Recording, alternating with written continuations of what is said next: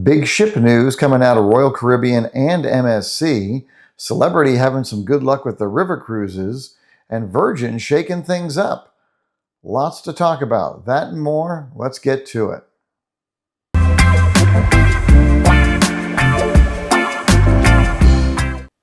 Welcome. I'm Sean Wendt. I'm your host here at the Went There Cruising channel. Today it's cruise news for Saturday, September the 27th, 2025.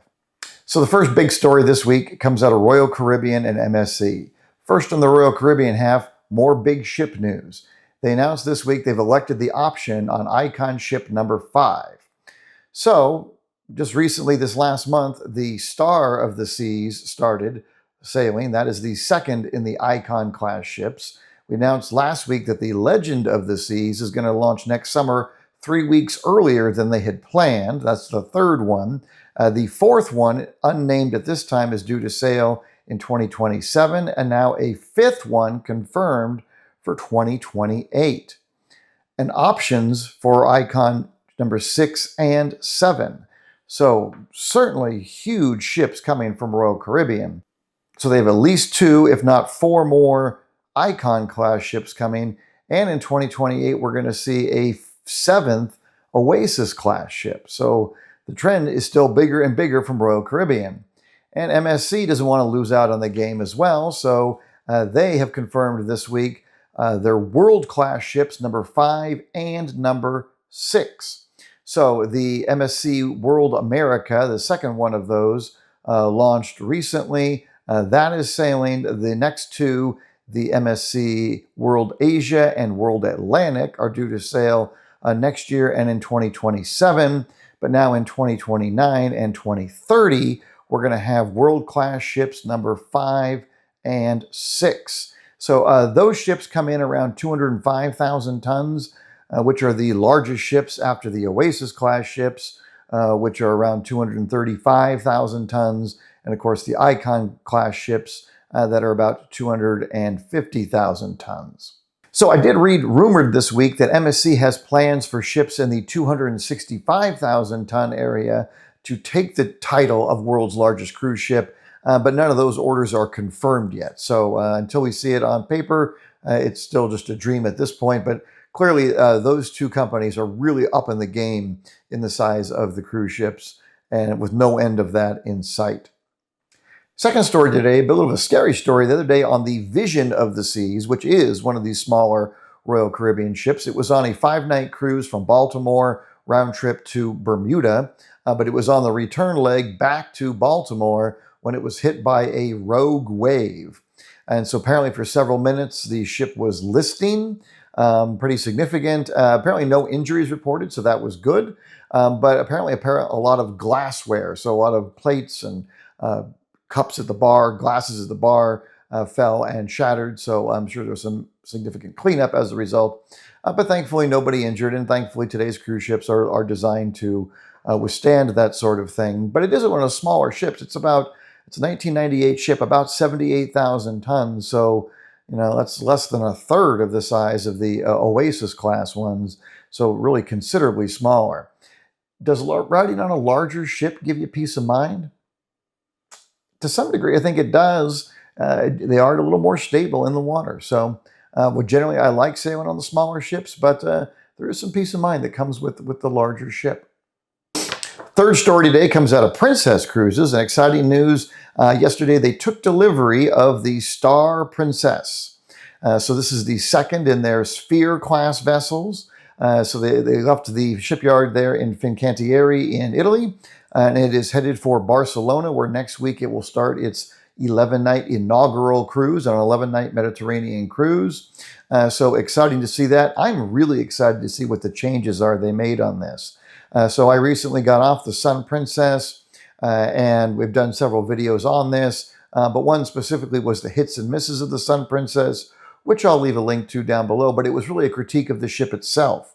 And one of the things that really is not right in the Sun Princess is that Park 19 or the Deck 19. They had all those lofty plans for it, which they ended up scrapping, and now it's not really a very functional space. Now the Star launching brand new, and none of that Park 19 stuff was planned, so they've had a chance to completely re-engineer that top deck. I'm really interested to see what they've done with it. I think there's a lot of potential there, so I'm really excited to see what it looks like. Hopefully somebody will get on that soon and be posting some stuff so we can all see what it looks like. I'm scheduled to go on it, but probably not for another year, so I'm going to have to wait to see it in person. You ever tried river cruising? Today's next story comes out of the river cruising arena, but from a line that we're all familiar with on the ocean. Celebrity Cruises. So they've announced previously 10 river cruise ships, and I've seen the schematic design for it, or a conceptual design for it. It looks really neat, very sleek looking. Well, they just this week put the first 2 of those 10 ships for sale, or the sailings on sale for 2027 on the Danube and the Rhine River. And that would be on the Celebrity Compass and the Celebrity Sleeker, 2 of those new ships. Well, their 2027 itineraries sold out apparently in 5 hours. That's pretty high demand. 5 hours, all of them gone for the year. So I guess the quicker they can get those ships online, the more they'll sell. But that's apparently there's significant demand for celebrity cruises in that river cruise space, which largely is dominated by Viking, but it looks like Celebrity is going to be a player in that arena. I have not tried a river cruise. I would be willing to do it, and I think it would be neat to be able to get to some of those smaller places that you just can't get to from a sea cruise, so I would be tempted to try it, and Celebrity might be the way into that arena for me. But the last story today comes out of Virgin Voyages. So Virgin Voyages, one of the things they've been offering since they've been sailing the last several years is this very simple. Everything's included. So your main specialty dining is included, the tips are included, the Wi-Fi is included, and so it's sort of a all-inclusive sort of atmosphere. Alcohol's not. There's a bar tab for that, but most things are included, which is simpler for most people. But now this week they've announced they're changing it up, and they're going to have 3 tiers of fares. So there is the basic tier, there is the classic tier, and the new premium tier. So the classic tier is basically what we've been used to. So there you're going to have Wi-Fi included. It's not their top Wi-Fi, but it is apparently decent Wi-Fi for social media and for like Wi-Fi calling. But on top of that, you're going to get dining reservation access at 45 days out. And there you can also make some changes to your dates, or you can make changes to the names on the reservation. So there's some flexibility there. But now they're introducing this new basic one. So this basic tier, there's no flexibility. You can't change names, you can't change dates. It's all non-refundable. So you better know what you want when you book it, and better not have plans that change because you're going to lose everything. But it's Wi-Fi again, but it's a lower grade of Wi-Fi, which says it's good for social media, but apparently not for Wi-Fi calling and not for streaming. So that's not as good. But you don't get to make dining reservations till 15 days out.